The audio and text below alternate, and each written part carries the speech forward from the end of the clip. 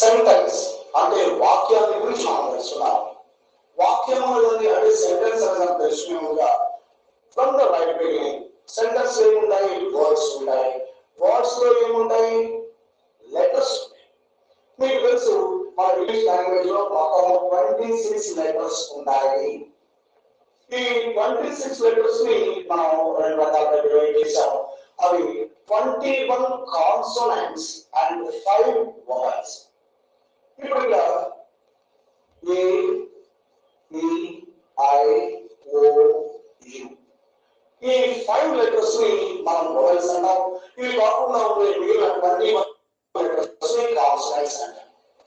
చెప్పాలంటే ఈ డివిజన్ వల్ల మనకు పెద్ద ఉపయోగం అంటే నేర్చుకోవాలి కాబట్టి నేర్చుకుంటున్నాం. ఈ 5 ఏ ఈ ఐ ఓ యు వీటిని ఏమంటున్నాం? ఒకసారి అదొకటి చెప్పండి.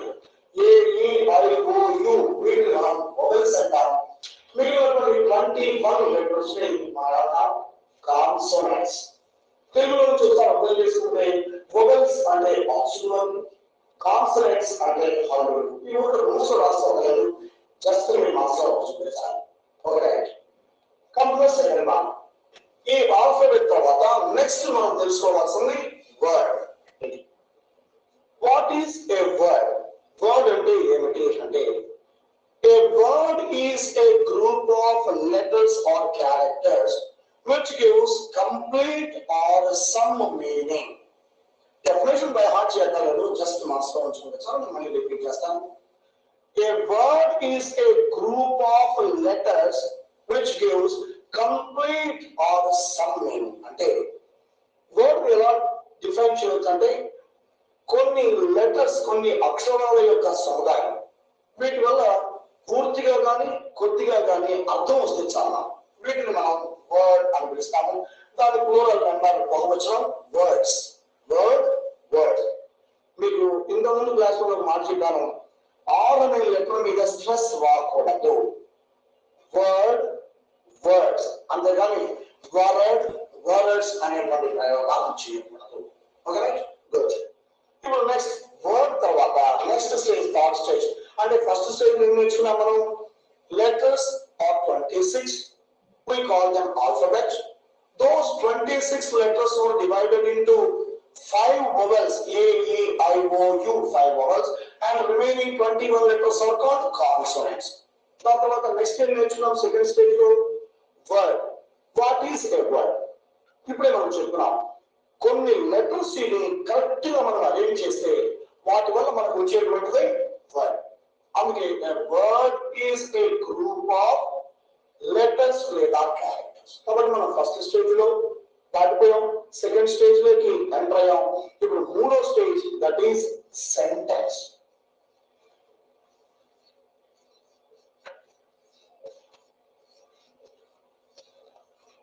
That is sentence.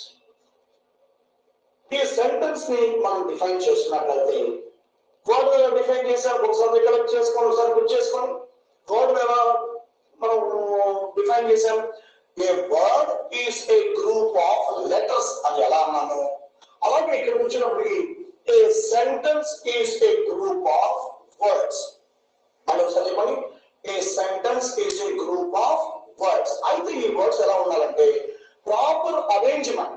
అంటే మొదట ఏ పదం ఉండాలి, తర్వాత ఏముండాలి, ఆ తర్వాత ఏముండాలి, ఇలా సక్రమంగా మనం అరేంజ్ చేసినట్లయితే we can form, we can prepare a meaningful sentence. ఇది మనం గుర్తుంచుకోవాల్సినటువంటి అంశం. ఇప్పుడు దీంట్లో ఉన్నాం, ఏ టాపిక్ లో మనం ఎంటర్ అయ్యాం? సెంటెన్స్ తయారు చేయడం. సెంటెన్స్ చక్కగా ఎలా తయారు చేయాలి అంటే ఒక క్రమ పద్ధతిలో ఈ పదాలను మనం అరేంజ్ చేసినట్లయితే మన ఒక మీనింగ్ఫుల్ అర్థవంతమైనటువంటి సెంటెన్స్ ని మనం తయారు చేసుకోవచ్చు. ఇప్పుడు మనం సెంటెన్స్ అనే దాని గురించి మాట్లాడుకున్నాం.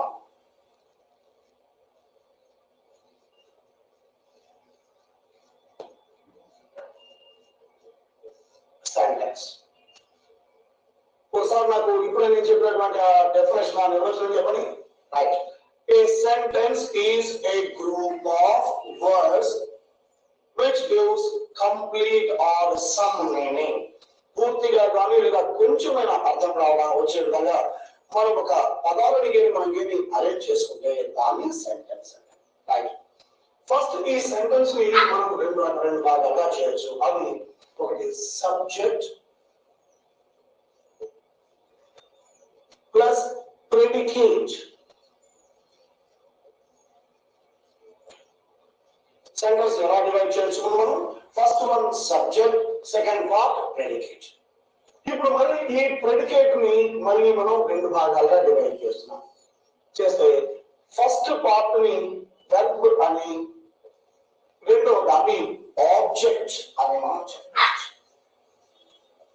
దీన్ని అనాలిసిస్ అనవచ్చు, అంటే విశ్లేషణ. సెంటెన్స్ ని ఫస్ట్ ఎలా చేసాము? సబ్జెక్ట్ గాను ప్రెడికేట్ గాను డివైడ్ చేసాము. మళ్ళీ ప్రెడికేట్ ని మళ్ళీ టూ పార్ట్స్ గా చేసుకొని ఒకటి వర్బ్, రెండవది ఆబ్జెక్ట్. నెక్స్ట్ మళ్ళీ ఈ ఆబ్జెక్ట్ ని మళ్ళీ మనం టూ పార్ట్స్ గా మళ్ళీ డివైడ్ చేసుకుంటే ఈ మొదటి దాన్ని direct object, second one indirect. ఇప్పుడు మనం టోటల్ గా మనం చూసినట్లయితే sentence is mainly divided into two parts. They are subject and predicate. Predicate is divided into verb and object. Finally, this object is divided into direct object and indirect object. Okay, ఇప్పుడు మనం first the subject. ఈ subject అనే దాన్ని మనం తీసుకుంటే అది మనం ఒక్కొక్క వర్డ్ గురించి ఒక్కొక్క కాంపోనెంట్ అంటే అదే వర్డ్ మనం ఒక్కొక్క కాంపోనెంట్ అంటే ఒక్కొక్క భాగాన్ని గురించి మనం క్లియర్ గా ఈ క్లాస్ లో మనం తెలుసుకున్నాం. ఇప్పుడు మనం ఏం చేసాము? సెంటెన్స్ ని డివైడ్ చేసాం రకరకాల భాగాలుగా. ఆ సెంటెన్స్ లో ఉండే ఫస్ట్ పార్ట్ ఏంటిది? సబ్జెక్ట్. ఈ సబ్జెక్ట్ తీసుకొని మనం రాస్తున్నాం. ఎలా రాస్తున్నామంటే చాలా మంది ఏమంటారంటే సెంటెన్స్ ప్రారంభంలో ఉండేటువంటి వర్డ్ ని సబ్జెక్ట్ అంటారు అంటారు. కాదంటలేదు, కానీ అది పూర్తి డెఫినేషన్, పూర్తి నిర్వచనం కాదు. అది పూర్తిగా న్యాయాన్ని కూడా అర్థం. ఎందువల్లంటే చాలా A subject must have two qualities. Subject ఉండాలి, రెండు లక్షణాలు ఉండాలి. First one, it is either a noun or a pronoun. అది ఏమైందమ్మా? అయితే నౌన్ అన్నా అయి ఉండాలి, లేకపోతే ప్రొనౌన్ అన్నా అయి ఉండాలి. మళ్ళీ ఒకసారి చూడు. ఒక వర్డ్ ని సబ్జెక్ట్ అని మనం అనాలి అంటే స్టార్టింగ్ లో ఉన్నంత మాత్రం సబ్జెక్ట్ అనేది అవసరం ఏమీ లేదు. కొన్నిసార్లు సెంటెన్స్ స్టార్టింగ్ లో ఆబ్జెక్ట్ కూడా ఉండవచ్చు. దాని గురించి మనం నెక్స్ట్ క్లాస్ లో దాని గురించి డిస్కస్ చేద్దాం. సబ్జెక్ట్ అనేది ఎక్కడన్నా ఉండేవంటి ఆ సబ్జెక్ట్ అనేటువంటి దానికి రెండు లక్షణాలు, టూ క్యారెక్టర్స్ ఉన్నాయి. ఏంటంటే first one, it is either A noun or a pronoun. అది నౌన్ అన్నా అయి ఉండాలి, లేకపోతే ప్రొనౌన్ అన్నా అయి ఉండాలి. Second one, it must be the doer of action. ఏంటన్నది? Right, doer of action. అంటే సెంటెన్స్ లో వర్బ్ ఏం చెప్తుంది? మనకు పనిని గురించి చెప్తాం, యాక్షన్.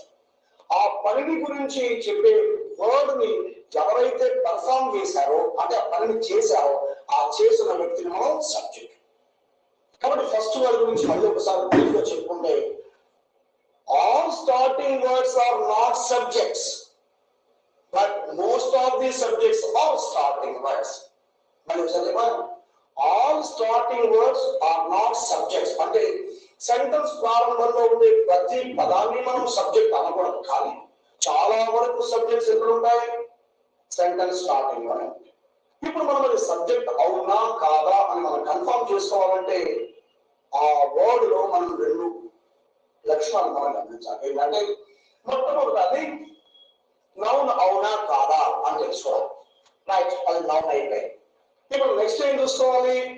ఆ సెంటెన్స్ లో జరిగినటువంటి వర్క్ ని ఈ నౌన్ లేదా ఈ ప్రొనౌన్ అంటే ఈ సబ్జెక్ట్ చేసిందా చేయలేదా చూసుకోవాలి. అప్పుడు ఈ రెండు ఉంటే మాత్రమే అప్పుడు దాన్ని ఏమని పిలుస్తాము? సబ్జెక్ట్ అంటాము.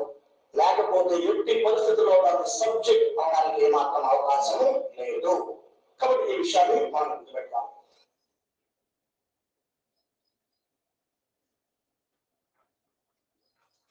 ఇక మనం మూడు ఈజీ సెంటెన్సెస్ రాసుకున్నాం.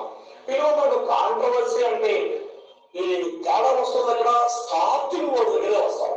ఈ మొదటి సెంటెన్స్ లో మనకి ఏముంది? హీ. రెండో దాంట్లో హూ. థర్డ్ వన్ లో స్టార్టింగ్ ఏముంది? ప్లీజ్. అంటే మనం అనుకున్నాం starting words are not subjects. అంటే ప్రారంభంలో ఉండే పదాలు అన్ని సబ్జెక్టులు కావు, కానీ చాలా వరకు సబ్జెక్ట్స్ ఎక్కడ ఉన్నాయి, ప్రారంభంలో ఉన్నాయి. ఇప్పుడు ఇక్కడ స్టార్టింగ్ లో ఫస్ట్ సెంటెన్స్ లో హీ, సెకండ్ సెంటెన్స్ లో హూ, థర్డ్ సెంటెన్స్ లో ప్లీజ్, ఈ మూడు పదాలు ఉన్నాయి. ఇప్పుడు వీటిలో ఏది సబ్జెక్ట్ అవుతుంది కాదు అని తెలుసుకోవాలి అంటే ఈ రెండు క్యారెక్టర్స్ దాంట్లో ఫాలో అవుతున్నారు కదా. ఈ రెండు క్యారెక్టర్స్ అంటే అది నౌన్ లేదా ప్రొనౌన్ అయి ఉండాలి. Second one doer of the action. ఇలా మనకు యాక్షన్ కనబడతాం ఇక్కడ రెండింటిలో. ఈట్స్, ఈట్, ఈ పనిని పర్ఫార్మ్ చేస్తే doer of action. First one చూద్దాం. What is the first quality? Is it must be either a noun or a pronoun. అంటే నౌన్ అన్నా అవ్వాలి, లేకపోతే ప్రొనౌన్ అన్నా అవ్వాలి. ఇప్పుడు ఇందులో ఫస్ట్ క్యారెక్టర్ చూస్తే ఇది he, it is a pronoun కాబట్టి ఫస్ట్ క్వాలిటీ సెకండ్. రెండోది డూయర్ ఆఫ్ యాక్షన్. ఇక యాక్షన్ ఏంటి? ఈస్, తింటా. ఈ పని చేసేది హీ అవునా కదా? ఎస్, అవును. కాబట్టి దీంట్లో రెండు క్వాలిటీస్ హీ ఉన్నాయి. కాబట్టి హీలో మనకు రెండు క్వాలిటీస్ కనబడుతున్నాయి, సబ్జెక్ట్ కావాల్సిన రెండు qualities. Next come to the second word. ఈ సెకండ్ వర్డ్ కూడా మనం రెండు క్వాలిటీస్ అబ్జర్వ్ చేయాలి. మొదటి క్వాలిటీ ఏమన్నా నౌన్ అయి ఉండాలి, లేకపోతే ప్రొనౌన్ అయి ఉండాలి. రెండో quality doer of the action అయి ఉండాలి. ఇప్పుడు ఇక్కడ వచ్చినట్లయితే వాట్ ఈస్ హూ? హూ ఏంటి? Who is a pronoun. We call it interrogative pronoun. You know, somebody interrogative pronoun. అందుకే చివరిలో ఏం పెట్టుకున్నాం? ఈ చివరిలో క్వశ్చన్ మార్క్. ఇలా ఎందుకు పెట్టలేదంటే అసలు హూ అంటే ఏంటో తెలిస్తే మన వెంటనే ఆ పంక్చుయేషన్ మార్క్ మనం సహాయిస్తాం. కాబట్టి ఇక్కడ హూ ప్రొనౌన్, అది ఇంటరాగేటివ్ ప్రొనౌన్, ఇది ప్రొనౌన్, అది డిఫరెంట్ స్టోరీ. ఇప్పుడు ఇది ప్రొనౌన్ కాబట్టి ఫస్ట్ క్వాలిటీ. సెకండ్ వన్ రెండో క్వాలిటీ ఏంటి? Doer of action. ఇక్కడ ఏ అంటే తినను. ఈ తినను ఏం తిన్నాను? మ్యాంగో. మ్యాంగోను తినాను. ఈ మ్యాంగోను తిన్నటువంటిది హూనా కాదు, ఎవరో తెలియకపోవడం కదా హూను రాస్తుంది. కాబట్టి సెకండ్ క్వాలిటీ ఇక్కడ. మరి సబ్జెక్ట్ అవ్వాలంటే ఏమై ఉండాలి? ఆ సబ్జెక్ట్ కావాల్సిన రెండు లక్షణాలు అంటే నౌన్ లేదా ప్రొనౌన్ ఉండాలి. రెండోది డూయర్ ఆఫ్ ది యాక్షన్ ఉండాలి. కాబట్టి ఫస్ట్ హీ అనేటువంటి pronoun plus doer of action రెండు క్వాలిటీస్ పాజిటివ్ ఉన్నాయి. ఇక్కడ హూ వచ్చేటప్పటికి ఫస్ట్ క్వాలిటీ మాత్రం పాజిటివ్ లో ఉంది, సెకండ్ క్వాలిటీ నెగటివ్ లో కనిపిస్తుంది. Plus pass on to the third one please. Please అనే పదానికి ఉండేటువంటి రెండు లక్షణాలను మనం అబ్జర్వ్ చేస్తే is it a noun or a pronoun? ఇది నౌనా ప్రొనౌనా? It is neither a noun or a pronoun. ఇది నౌన్ కాదు, ప్రొనౌన్ కూడా. కాబట్టి first quality. Next, what is the second quality? Doer of the action. ఏంటి యాక్షన్? ఈట్. మరి please ఇలా ఈట్ అనే పని చేస్తావా? కాదు. కాబట్టి సెకండ్ క్వాలిటీ కూడా. కాబట్టి out of these three small sentences, first one he eats a mango. Who ate the mango? He is eat the mango. ఈ త్రీ సెంటెన్సెస్ లో only the first word in the first sentence, that is he, has both the qualities of a subject. Those remaining two words అంటే ఈ రెండు మిగిలినటువంటి who గాని ఇక్కడ ఉన్నటువంటి please గాని స్టార్టింగ్ లో ఉన్నప్పటికీ కూడా మనం ఇక్కడ చెప్పడానికి ఈ రెండు క్వాలిటీస్ ఇక్కడ కనపడలేదు. అందువల్ల ఒక హీ మాత్రమే మనం సబ్జెక్ట్ గా కన్సిడర్ చేయడం జరుగుతుంది. Alright, alright, we have any doubts? Alright, thank you. Good. Let's pass on to the second one, that is predicate.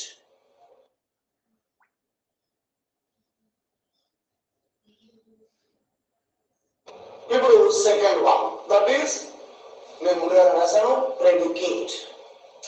ఇప్పుడు ప్రెడికేట్ అనేది మనం అర్థం చేసుకున్నట్లయితే చాలా సింపుల్ గా ఉంది. చూడండి, ఈ మొత్తాన్ని ఇక్కడ ఉన్నటువంటి జీవిని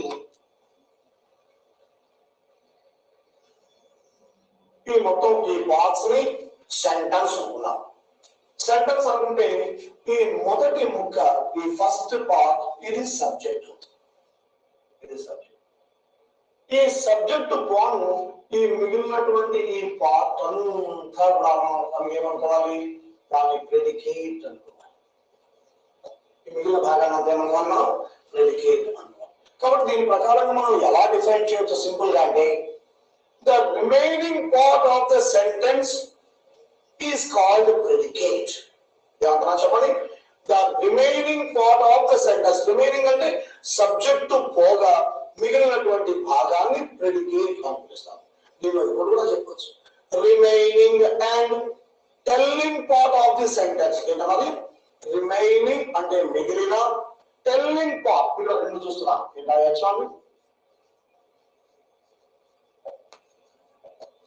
రిమైనింగ్ మరియు టెల్లింగ్. ఎందుకని ఈ పదం చెప్పాం? రిమైనింగ్ అంటే మనకు అర్థమైపోయాం, కేవలం సబ్జెక్టు పోగా మిగిలినటువంటి భాగాన్ని మొత్తాన్ని మనం ప్రెడికేట్ అన్నట్టు రిమైనింగ్. రెండో పార్ట్ ఏం రాస్తాం? టెల్లింగ్.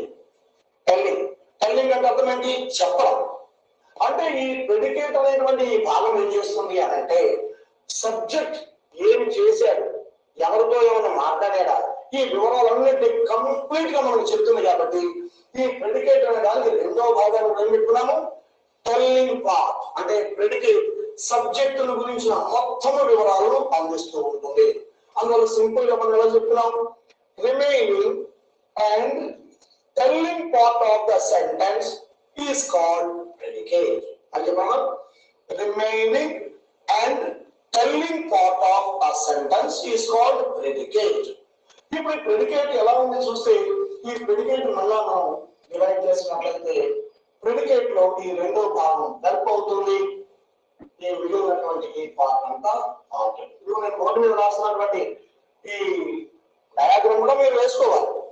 మీరు చక్కగా నోట్స్ లో వాటిని తయారు చేసుకుని మీకు కొంచెం సెల్ఫ్ ఎక్స్ప్లెనేటరీగా ఉండాలి నోట్స్. అంటే మీరు మళ్ళీ నోట్స్ చూస్తున్నప్పుడు ఓహో ఇలా ఇలా ఉంటుందా మొత్తం ఇది సెంటెన్స్, అందులో స్టార్టింగ్ పార్ట్ సబ్జెక్ట్, మిగిలిన పార్ట్ అంతా కూడా ప్రెడికేట్. ప్రెడికేట్ అంటే ఎందుకు రిమైనింగ్ మిగిలినటువంటి మరియు టెల్లింగ్ చెప్పేటువంటి దేని గురించి చెప్తుంది? ఈ ముందున్నటువంటి సబ్జెక్ట్ గురించి చెప్తుంది. ఇప్పుడు మనం సబ్జెక్ట్ గురించి దాన్ని మనం నేర్చుకున్నాం. కాబట్టి ఇప్పుడు మనం ప్రెడికేట్ ప్రెడికేట్ ఎలా డివైడ్ చేస్తున్నాం ఇక్కడ చూడండి. వర్బ్ గాను మిగిలినటువంటి దాన్ని ఆబ్జెక్ట్ గాను డివైడ్ చేస్తాం. అంటే verb is a very very important part of predicate. కాబట్టి ప్రెడికేట్ లో ఏ ముఖ్య పాత్ర పోషిస్తుంది చెప్పండి? వర్బ్. ఇంతకుముందు పాఠాల్లో మనం వర్బ్ ఫార్మ్స్ ఏంటి, ఆక్సిలరీ వర్బ్స్ ఏంటి, వీటి గురించి క్లియర్ గా నేర్చుకున్నాం. ఇప్పుడు ఇక్కడ ఈ వర్బ్ అనేటువంటిది మెయిన్ వర్బ్ చేస్తుంది. నెక్స్ట్ ఆబ్జెక్ట్, దాని గురించి నేర్చుకునేటప్పుడు ముందు ప్రెడికేట్ అనే సబ్జెక్ట్ చూడండి. What is a predicate? Sentence లో సబ్జెక్ట్ పోగా మిగిలినటువంటి పార్ట్ మొత్తాన్ని మనం ప్రెడికేట్ అంటాం. ఈ ప్రెడికేట్ ఎలా డిఫైన్ చేయొచ్చు? Remaining and telling part of A sentence is called predicate. Right? ఈ ప్రెడికేట్ లో ముఖ్యమైనటువంటి భాగం ఏంటన్నా వర్బ్, నెక్స్ట్ వన్ ఆబ్జెక్ట్, రెండోది ఆబ్జెక్ట్. కాబట్టి వర్బ్ ఆబ్జెక్ట్ రెండు కలిసి ఉండాలి. ఇవి వచ్చేసి మళ్ళీ సబ్జెక్ట్ గురించినటువంటి పూర్తి వివరాలు చెప్తూ ఉంటే అప్పుడు దాన్ని మనం ప్రెడికేట్ అనే మాట అర్థమైనది. ఇప్పుడు మీరు నాతో పాటు ఈ టేబుల్ వేసుకోవాలి. ఈ వర్డ్స్ కూడా కనీసం మీకు ఈ వర్డ్స్ కూడా మీరు రాసుకున్నట్లయితే మీకు కొంత ఐడియా ఫామ్ అవుతుంది. రైట్? ఇప్పుడు నెక్స్ట్ మనం third ingredient, third component verb. ఇప్పుడు మూడో దాంట్లో చేద్దాం. What is a verb? అసలు వర్బ్ అంటే మీకు ఐడియా ఏముందో సార్ చెప్పండి. A verb is a word which says about the action of the subject. Right? Subject చేసేటువంటి పనిని గురించి చెప్పడానికి మనం ఏ పదాన్ని అయితే వాడతామో ఆ వర్డ్ ని మనం ఏమనిపిస్తామా? కాబట్టి a verb is a word which says about the action. అంటే యాక్షన్ అంటే పని. ఒకసారి నేను వర్డ్ ని రాస్తాను. ఒకసారి says about action. ఎలా రాస్తారా? A verb is a word which says about the action అంటే వర్క్, పని. Action of the subject. Subject చేసేటువంటి పనిని గురించి చెప్పే ప్రతి పదాన్ని మనం ఏమంటాం వర్బ్. ఇప్పుడు మీకు ఒక తమాషా విషయాన్ని తెలుస్తాను.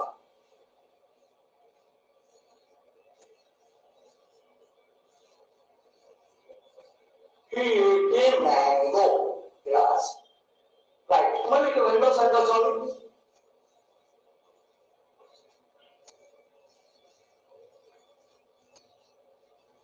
He is a good boy. Right. మళ్ళీ ఒకసారి verb లోకి వెళ్తే verb ఎలా డిఫైన్ చేస్తున్నాం మనం? A verb is a word which says about the action of the subject. Subject చేసే పని. కాబట్టి పని గురించి చెప్తోంది కాబట్టి దాన్ని verb అన్నాం. అంటే సెంటెన్స్ లో verb అనేది లేకపోతే ఆ సెంటెన్స్ ప్రాణము ఉండదు. ఒక సెంటెన్స్ లో verb అనేది కొన్నిసార్లు సబ్జెక్ట్ లేకుండా కూడా we can prepare sentences. మనం సబ్జెక్ట్ లేకుండా సెంటెన్సెస్ ఫామ్ చేసుకోవచ్చు. కానీ verb లేకపోతే సెంటెన్స్ ఫామ్ అవుతుంది. ఎందుకంటే verb is also called the life of the sentence. Life అంటే ప్రాణం. సెంటెన్స్ యొక్క ప్రాణం. అంటే సెంటెన్స్ లో తప్పనిసరిగా ఏముండాలి? సబ్జెక్ట్ లేకపోయినా పర్లేదు, తప్పనిసరిగా ఏముండాలి? verb అనేది ఉండాలి. verb ఏం చెప్తుంది మనకు? యాక్షన్ అంటే పని గురించి. అంటే ఒక సెంటెన్స్ లో verb లేకపోతే ఆ సెంటెన్స్ లో ప్రాణం ఉన్నదా? లేదు. కాబట్టి వాటి ఏమనాలి మనం? డెడ్ సెంటెన్సెస్ అంటాం. ఏమంటాం? Dead sentence. మరి మీరు అడగచ్చు, అసలు ఒక డెడ్ సెంటెన్స్ ఒక ఎగ్జాంపుల్ చెప్పండి అని అడగచ్చు. నేను చెప్పలేదు. నేనేది ఎవరు చెప్పలేదు. ఎందుకు చెప్పలేము అంటే dead sentences are not in existence. Dead sentence అనేవి మనకు వాడుకలో లేవు. వాడుకలో లేవు కాబట్టి మనం డెడ్ సెంటెన్స్ కాబట్టి ఎవరు చెప్పలేదు. అంటే ఇప్పుడు మనం రాస్తున్న ప్రతి సెంటెన్స్ ఎలాంటి సెంటెన్స్ గా ఉంటుందో మనం గమనించాలి. Almost all the sentence we use or we write or we speak, they are live sentences. వాటన్నిటిలో ప్రాణం ఆలోచన చెప్పాలి. మళ్ళీ ఒకసారి verb ఎలా డిఫైన్ చేసుకోవచ్చు? verb is a word says about the action అంటే పని గురించి. సెకండ్ మనం ఏమనుకున్నాము? verb is the life of the sentence. అంటే లైఫ్ అంటే ప్రాణము. అంటే సెంటెన్స్ లో సబ్జెక్ట్ లేకపోయినా పర్లేదు కానీ ఏముండాలి? తప్పనిసరిగా రైట్ వర్డ్ verb ఉండాలి. verb లేకపోయినటువంటి సెంటెన్స్ ఏమని పిలుస్తాం మనం? డెడ్ సెంటెన్స్ అన్నాం. మరి మీరు కానీ నేను కానీ ఎవరైనా ఒక డెడ్ సెంటెన్స్ ఏదైనా ఎగ్జాంపుల్ ఎవరు చెప్పగలరు అంటే ఎవరు చెప్పలేదు. దీనివల్ల డెడ్ సెంటెన్స్ అనే వాటిని మనం రాయము, మాట్లాడము, అసలు వినాలి. కాబట్టి డెడ్ సెంటెన్స్. దీన్ని బట్టి మనకు ఏమర్థమవుతుంది?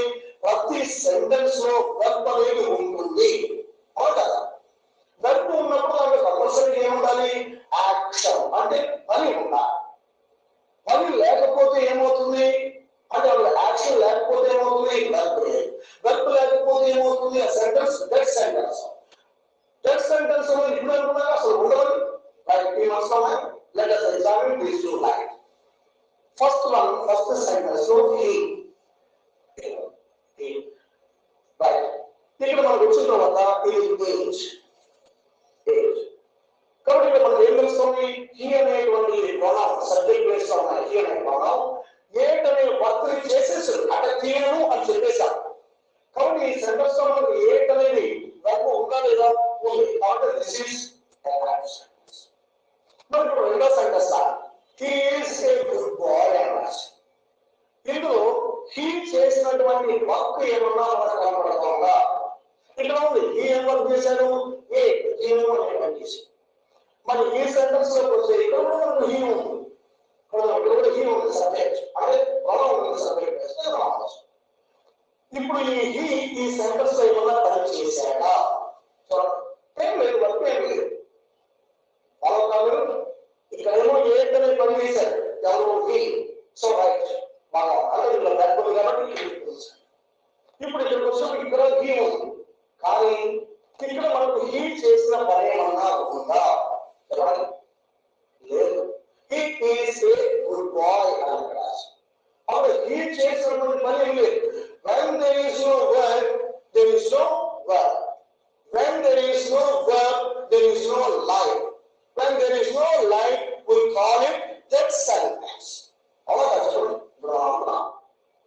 మరి మీరు కానీ నేను కానీ డెడ్ సెంటెన్స్ ఒక ఎగ్జాంపుల్ ఏమైనా చెప్పగలమా? ఇంపాసిబుల్. ఎవరైనా చెప్పలేదు.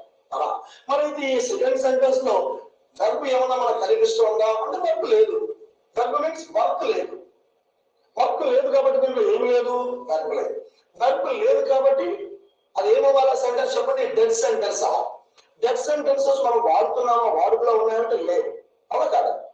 అయితే ఇప్పుడు మనం he is a good boy అనే సెంటెన్స్ ఎవరు వాడలేదా? ఎవరు వాడలేదు చెప్పండి. మీరు చిన్న పని చేసినా మీ మాస్టర్లు అనుకుంటా, you are a good boy, he is a good boy, she is a good girl, ఇలా అంటూ ఉంటారు. కాబట్టి ఈ సెంటెన్స్ అర్థమవునా? ఇది మనం ఇక్కడ నేర్చుకోవాల్సిన విషయం. వర్బ్ ఉన్నప్పుడు అది కరెక్ట్ ఫుల్ సెంటెన్స్. మరి వర్బ్ అంటే ఏంటి? వర్క్. మరి ఇక్కడ వర్క్ లేదా he is a good boy కదంటే మరి ఎక్కడ తేడా ఉంది? మనం చెప్పినటువంటి డెఫినేషన్ లో లేకపోతే ఇక్కడ ఉన్నటువంటి సెంటెన్స్ లో where is the mistake, where is the deficiency అంటే ఏం లేదు. లోయర్ క్లాస్ లో మీకు అర్థం అవడం కోసం మేము ఏం చెప్పామంటే వర్బ్ సేస్ అబౌట్ యాక్షన్ అని మాత్రమే చెప్పాను.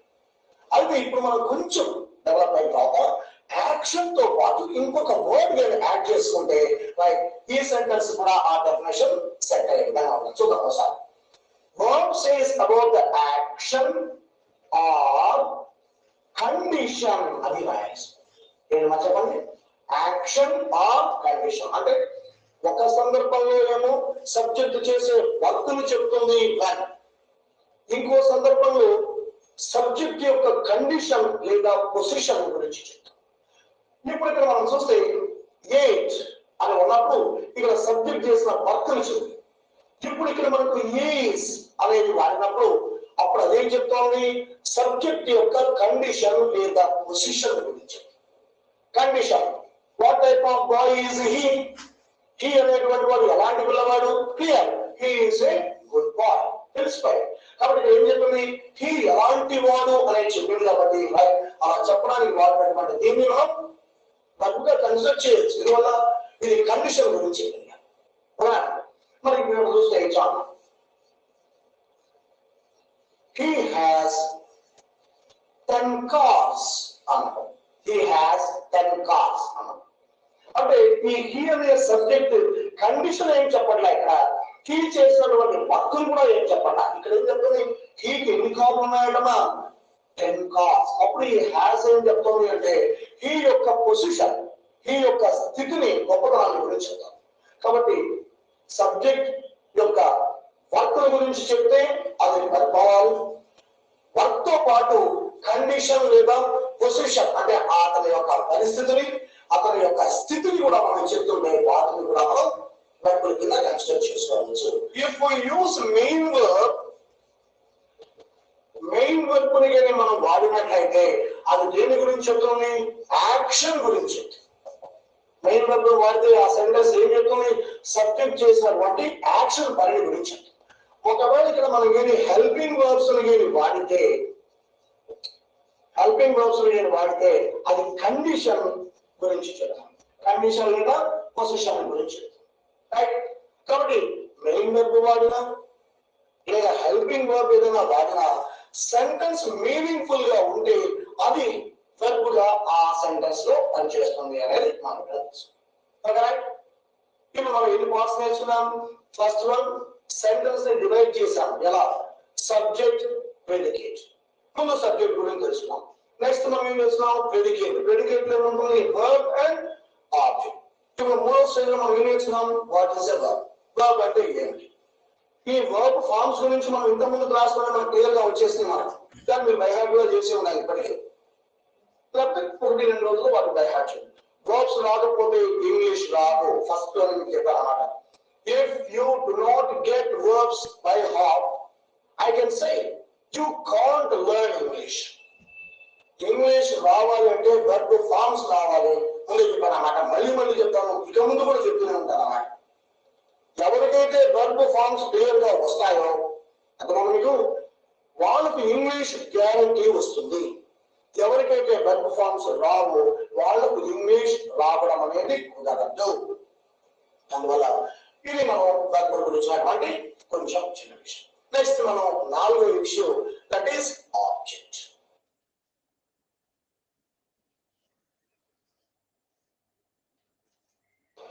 ఇప్పుడు మనం నెక్స్ట్ స్టేజ్ అంటే 4th one, that is object. ఈ ఆబ్జెక్ట్ ఇంతకుముందు చెప్పుకున్నాం, డైరెక్ట్ ఆబ్జెక్ట్, ఇండైరెక్ట్ ఆబ్జెక్ట్. మరి మనం తర్వాత తెలుసుకున్నాం ఆబ్జెక్ట్. ఇది ఎలా ఉంటుంది అని అంటే receiver or the sufferer of the action done by the subject. అంటే సబ్జెక్ట్ చేసినటువంటి పని వల్ల ప్రయోజనం పొందడము లేదా దానివల్ల బాధపడము, ఈ రెండింటిలో ఏదైనా కావచ్చు. అందుకే మనం రిసీవర్ ఆర్ సఫరర్. ఉదాహరణ చూస్తే ఇక్కడ చూడండి, మన వాళ్ళు ఎప్పుడు మాట్లాడుతున్న ఎగ్జాంపుల్ రామ రావణ, రామకి రావణ. ఇక్కడ సబ్జెక్ట్ ఎవరు చెప్పండి? సబ్జెక్ట్ తెలియాలంటే మనకి ఏం కావాలి? వర్బ్ తెలుసుకోవాలి. వర్బ్ ఏంటి? మనకు కిల్, చంపడం. చంపినటువంటి ఆ పని చేసింది ఎవరు? రామ రావణ రామ. కాబట్టి ఇదేమో సబ్జెక్ట్ అవుతుంది, ఇదేమో చాలు. ఇది సబ్జెక్ట్ అవుతుంది, ఇది వర్బ్. Subject verb. నెక్స్ట్ ఇప్పుడు మనకు కావాల్సింది దిస్ ఈస్ ఆబ్జెక్ట్. ఏమో ఆబ్జెక్ట్ ఇప్పుడే మనం అనుకున్నాం, ప్రయోజనం పుచ్చుకునేవాడు లేదా బాధపడేవాడు, అంటే రిసీవర్ లేదా సఫరర్. సబ్జెక్ట్ చేసినటువంటి ఈ పని వలన ఇక్కడ ఉండేటువంటి ఏమవ్వాలి? లాభమన్నా పొందాలి, లేకపోతే బాధ కష్టం అన్నా పడాలి. ఇప్పుడు ఇక్కడ చూస్తే కీడు అనే పని చేస్తుంది ఎవరు? రామ. కాబట్టి రామ సబ్జెక్ట్, కీడేమో రామ. ఇప్పుడు బాధపడింది ఎవరు? ఎవరు బాధపడారు? రామనా రావణ రావణ. సో కాబట్టి ఇక్కడ సఫర్ అయిపోయాయి, సఫర్. అందులో దీన్ని మనం ఏం చూస్తున్నామంటే ఆబ్జెక్ట్. ఇంకో ఎగ్జాంపుల్ రాస్తాం చూడండి.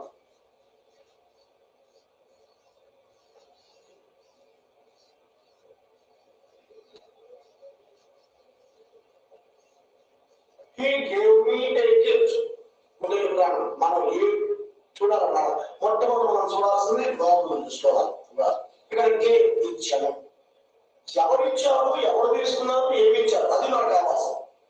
కాబట్టి ఎవరు ఇచ్చారు అంటే పని చేసింది ఎవరు? ఇక్కడ హీ. కాబట్టి ఇది సబ్జెక్ట్ అవుతుంది. ఎవరికి ఇచ్చారు? ఇది ఒకటి. అంటే ఏమైపోయింది? రిసీవర్. ఏమైంది? రిసీవర్ అంటే ఇది ఆబ్జెక్ట్. ఏమి ఇచ్చారు? Right, this is a gift. కాబట్టి ఇక్కడ మనకు వచ్చేటప్పటికి రిసీవర్ లేదా ఇక్కడ వచ్చేటప్పటికి ఏమైనా సఫలర్. ఒక సందర్భంలో రిసీవర్ ఉన్నాడు, ఇంకో సందర్భంలో సఫలర్. ఈ రెండింటినీ కూడా మనం ఏమని చూస్తున్నాం? ఇక్కడ సింపుల్ ఆబ్జెక్ట్. ఇక్కడ డైరెక్ట్ ఆబ్జెక్ట్, ఇండైరెక్ట్ ఆబ్జెక్ట్ అనే వారి విషయాలు తర్వాత అవసరమైనప్పుడు ఆ వాటిలో వాటి గురించి మనం మాట్లాడాలి.